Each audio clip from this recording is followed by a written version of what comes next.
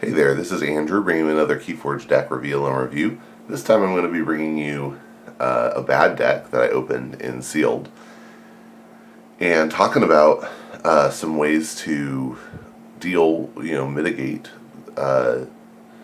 what are challenging decks to play, how I did it in this case, and I came out to a 2-2, even though this was I'll explain why as we go into it, but a pretty seriously bad deck. So, I'll go through the deck pretty quickly. So it's Logos, Shadows, Mars. It's Coda because my local store was running short on Worlds Collide and pulled out some Coda to do sealed with, which we were all good and happy with. So it's called Hurlai Power Plant Doomsayer, and it's Shadows, Logos, Mars. So what I typically want from Logos is a lot of speed getting through my deck, and then hopefully some Amber generation. In Shadows, I want Amber control, maybe some board control. And in Mars, I'm looking for some powerful combos that can probably generate a lot of Amber and maintain board control, and sometimes do some Amber control as well. So right off the bat in Logos, we have two Amber control cards, two copies of an Amber control card, which is called Effervescent Principle. When you play it, each player loses their Amber, rounding down the loss, and gains a chain. This is a really powerful Amber control card in Logos. So that's two of our Logos cards that are dedicated to Amber control. It's hard to play because it's a double-edged sword. It affects you and your opponent, and then it gives you a chain. So you really have to play it at the right time for it to be beneficial, but it can be. Remote Access is an action with a bonus Amber that says you use an opponent's artifact as if it were yours. Okay. Spectral Tunneler is another Amber pip. It's an artifact that can basically let us draw a card when a creature reaps. Doc Bookton, 5-power human scientist with reap, draw a card. Two copies here of Dr. Escoterra. That's a 4-power cyborg scientist with play, gain 1 Amber for each forged key your opponent has. Good if we get it late game. That's 2 Amber pips. Bad if we get it early game. 2 copies of Mother. That's pretty promising. That's extra card draw. That's potentially 8 cards a turn that we're drawing, and it's a 5-power robot scientist. Mother has a good chance of staying on the board. Novu Archaeologist is a 4-power cyborg scientist that can action to archive a card from our discard pile. That's pretty good. It's, in that case you're not reaping. If it was a reap ability, I would be happier, but it's okay. And then Research Smoke is a 2-power mutant that when it's destroyed archives the top card of your deck. Titan Mechanic is a 6-power cyborg scientist that makes keys cost 1 less for both players while it's on a flank. Alright, so that's the Logos. Notice here we got Mother for extra draw, but really not much else. Doc Bookton and Spectral Tunneler maybe give you a couple, but really not a lot of extra draw here. Hardly any archive. The only archive effect in Logos here is the Novu Archaeologist. Oh, and the Research Smoke will get a random one. So not a lot of intentional archive. So the deck's just not going to go as fast as we might want, and our Amber control card here gives us a chain. So a little bit of a bummer there.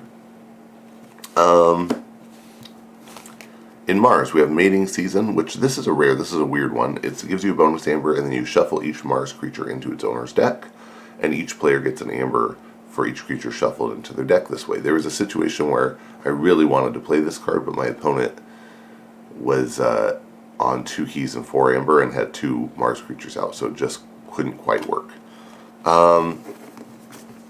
Orbital Bombardment gives you an Amber pip, and you reveal Mars cards from your hand, and for each one you deal 2 damage to a creature. You can spread that out. That's decent board control. Phosphorus Stars stuns each non-Mars creatures and gains you 2 chains. That's more chains, but in the right circumstance it can be good.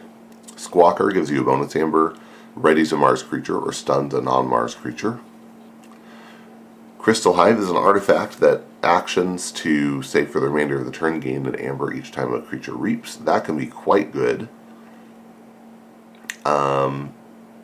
That can be really good. So if I had creatures out and got to use this, I was typically pretty happy. The question was, would I have creatures out and able to use this? Incubation Chamber is an artifact with Omni that lets you reveal a Mars creature from your hand, and if you do archive it, that gives you some deck filtering ability on your non-Mars turn, so you put your Mars creatures in your archives. Sniffer is an artifact with a bonus amber. I'm not even going to read it. It never came into play. Never mattered. We have a Mind Warper. That's a 2-power elusive that lets us capture an opponent's amber onto one of their own creatures. We have a couple of Think Drones. That's a 3-power Martian Scientist with Reap. You may archive a friendly creature or artifact from play.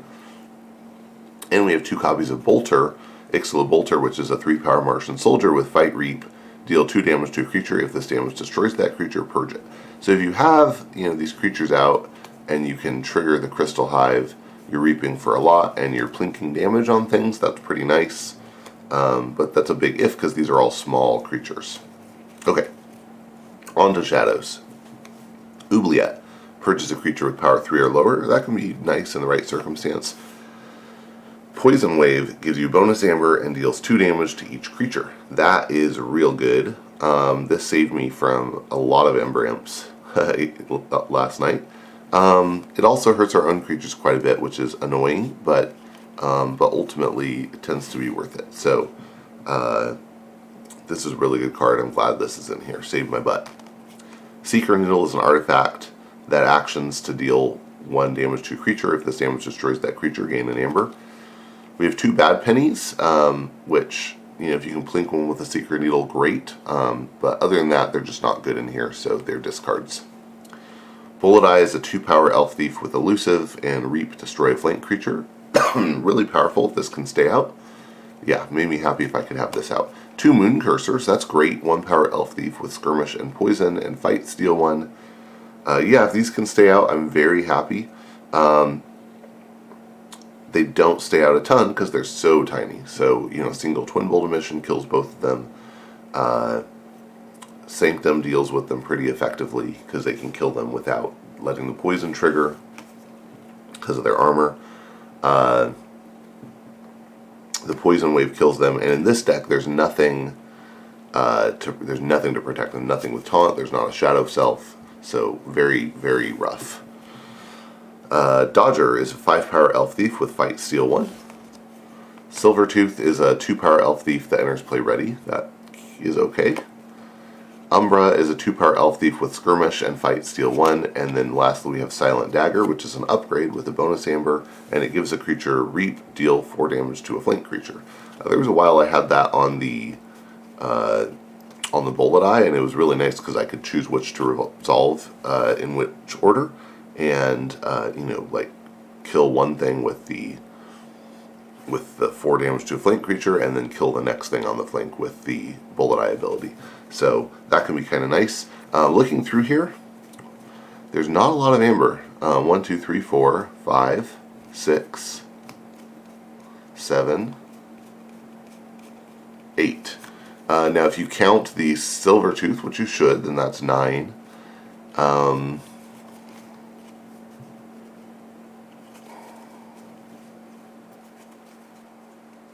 Yeah, that's 9. So 9 amber in here. That's pretty low for Coda. If this were Worlds Collide, I might not be so worried because I might have other abilities that mitigate that. But when I went through it and saw that, I thought, oh, this is going to be a problem. Additionally, my only amber control is Effervescent Principle. I say that it's not quite true, right? I have 4 cards that steal on Fight, but they all, well, 3 of them are really tiny, and in fact will die to my own Poison Wave. And Dodger just doesn't last very long. So I did get some steals out of them, but not much, and if an opponent was really working hard at killing them and prioritizing that, they could.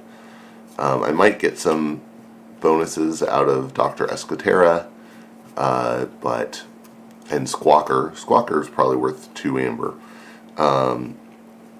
But it's going to be rough. So, okay, so how did I manage to eke out 2 wins? Oh, and by the way, just, this is a case, I don't always agree with Sass, but this is a case where Sass and I agreed. At the end of the event, I finally scanned it in, and it turned out Sass rates this currently at a 53. So, Yeah, Sass and I agree on this one. So, so what do you do here? Okay, well, one of the things I ended up doing is I ended up carefully timing turns where I could play Effervescent Principle. Especially on my first time through the deck, I tended to have this when I needed it, or when it was a good time, but I needed to time it carefully. So sometimes I'd wait on that Logos turn, 1 or 2 turns, playing other stuff. Sometimes I would play the Logos turn and hold this back, which I don't like to do. But in that way, I was able to time these and have them actually cost my opponent more than me. Especially if I had just forged and they were threatening to forge, then it was a really good time. Typically, that was them threatening their second key while I had just finished my first. But it gave me a chance to catch up a little bit. If I could use the Spectral Tunneler with the dock booked in, I would get that extra draw. In one case, I was able to use Novu Archaeologist to tuck the Effervescent Principle back into my archive several times, which was very beneficial. In another game, I was able to use the Think Drone to both my Dr. Escoteras into my archives along with the Effervescent Principle. And that, now I could have left the Escoteras on the board and reaped with them, but it ended up being equivalent because I could play the Effervescent Principle and then play the Dr. Escoteras. And because my opponent already had 1 key, it was equivalent to if they had just stayed on the board and reaped. But with the benefit of me not having to worry about them being killed. And if my opponent had managed to get a second key with Key Charge or something, then when I finally did it, it would have been worth 2 amber instead of 1, so it would have worked out. Getting Mother on the board helped. That definitely expands the options a little bit. Using Orbital Bombardment carefully, I didn't get a ton of value out of it because I think the most triggers I got out of one play of it was 6 damage. But it is what it is. And especially with Mothers, I thought I was going to do better than that, but that's what I ended up with. If you have I sort of had a if you have it, use it mentality. So there was a turn where I had Crystal Hive, 1 Think Drone, and 2 Bolters out, and I didn't have any Mars cards in my hand, and I just said, okay, I gotta go Mars, and reap for 6 and plink 2 damage, and I think that was the right choice. But you kind of have to have a mentality of just get the most you can out of things while they're on the board. And Phosphor Stars is a good way to stall the opponent if you really have to. I'd prefer to just have straight up board control where I'm owning the board and destroying things, but in this case I didn't, so Phosphor Stars was a nice way to just gum up the works a bit. Yeah, so that's it. I think on the games I won, I played Effervescent Principle 2, 3, maybe even 4 times. There was one opponent who I think thought I had better cards in Shadows than I did because it was sealed, and held back a little bit on their last turn where they could have just reaped to 6, but instead they went for establishing game state, which I totally get.